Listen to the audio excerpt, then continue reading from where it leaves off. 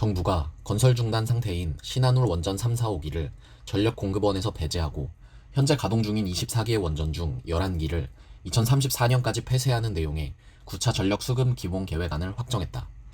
이번 계획은 2020년부터 2034년까지 15년간의 에너지 수급 전망과 발전 설비 계획을 담고 있다. 전력 수급 기본 계획은 2년 단위로 수립됐기 때문에 현 정부 임기 내에선 이번 9차 계획이 마지막이다. 정부 안에 따르면 발전원별 설비 비중에서 원전과 석탄은 2020년 46.3%에서 2034년 24.8%로 반토막이 나는 반면 신재생에너지는 15.1%에서 40.0%로 급증한다. 정부는 2034년까지 현재 가동 중인 원전 24기 중 설계 수명이 만료되는 고리 2, 3, 4호기, 월성 2, 3, 4호기, 한울 1, 2호기, 한빛 1, 2, 3호기 등 11기를 폐쇄하겠다고 전력 수급 기본 계획에 명시했다.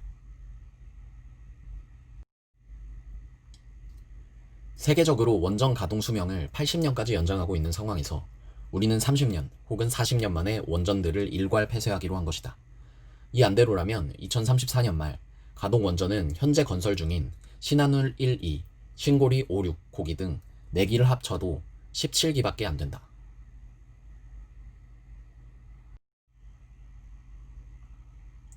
이에 따라 원전 설비 용량은 2019년 24.7기가와트에서 2034년 19.4기가와트로 줄고 신재생에너지 설비 용량은 19.3기가와트에서 78.1기가와트로 늘어날 전망이다. 전원별 설비 비중은 원전과 석탄을 합해 2020년 46.3%에서 2034년 24.8%로 거의 반토막이 나는 반면에 신재생에너지는 15.1%에서 40.0%로 크게 확대된다. 문재인 대통령이 지난달 국회 시정연설에서 선언한 2050년 탄소 중립 이행과 탈원전이 병행되면 전기료 급등으로 이어져 국가 경쟁력이 크게 훼손될 것이란 지적이 나온다. 탄소 중립은 배출한 만큼의 이산화탄소를 다시 흡수하는 대책을 세워 온실가스 실질 배출량을 0으로 만든다는 것으로 선진국들도 국가 목표로 설정했다. 하지만 영국, 프랑스, 중국, 일본 등은 탄소 중립 이행을 위해 온실가스 배출이 없고 저렴한 발전원인 원전을 늘릴 계획을 잡고 있다. 추미애 법무부 장관의 윤석열 검찰총장에 대한 직무집행 정지 조치에 반발하는 검사들의 집단 행동이 확산하고 있다. 대검찰청과 부산지검 동부지청 평검사들이 25일 성명을 발표하면서 집단 반발한 데 이어 26일엔 대구지검 등 전국 검찰청 10여 곳에서 평검사 회의가 열릴 전망이다. 평검사 회의는 2013년 최동욱 당시 검찰총장 사태와 관련해 서울 서부지검 평검사들이 소집한 것이 마지막이었다. 이번에 소집될 경우 7년 만의 일이 된다.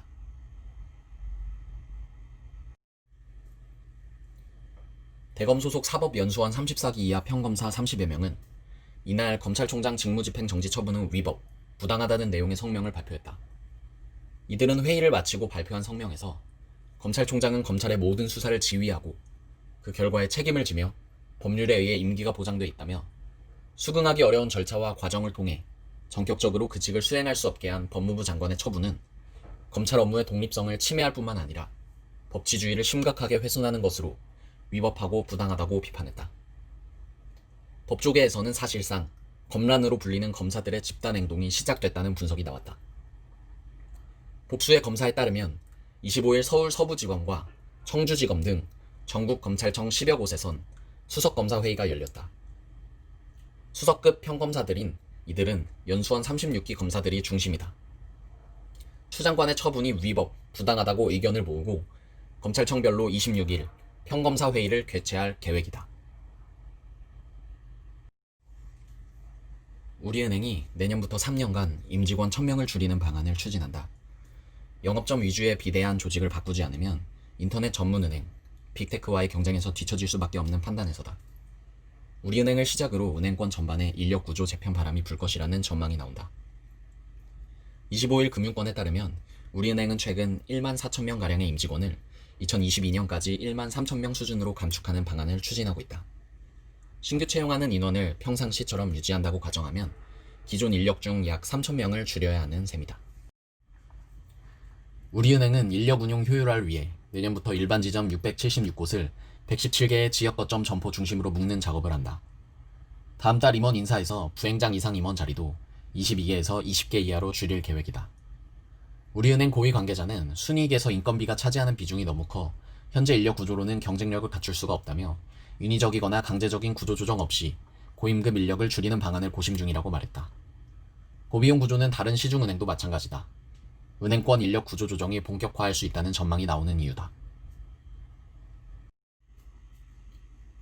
점포 없이 빠르게 성장하고 있는 카카오뱅크, 빅데이터를 무기로 금융 영역을 무너뜨리고 있는 네이버 등 빅테크와 맞서기 위해 디지털 인재 중심의 파격적인 조직 개편이 필요하다는 각성도 이어지고 있다. 국내 주요 은행들은 영업이익 경비율을 낮추기 위한 방안을 고심하고 있다. CIR은 영업이익에서 판관비가 차지하는 비중이다. 은행의 경영 효율성을 판단할 때 주로 사용한다. 은행에서 판관비의 50에서 70%는 인건비가 차지하고 있다. 인력 대비 얼마나 은행이 효율적으로 이익을 내고 있는지 들여다볼 수 있는 대표적인 지표인 셈이다. 우리은행이 감원을 계획한 것도 이 비중이 다른 은행에 비해 높기 때문이다. 우리은행의 지난 3분기 기준 CIR은 53.7%로 신한은행 44.2%, 국민은행 48.6%, 하나은행 43.7%의 등에 비해 높다. 올해 흑자 전환한 카카오뱅크의 성장세도 위기감을 키운 요인이다. 아직은 이익 규모가 작아 CIR이 시중은행보다 높지만 조만간 30% 수준까지 낮출 수 있을 것으로 전문가들은 예상하고 있다.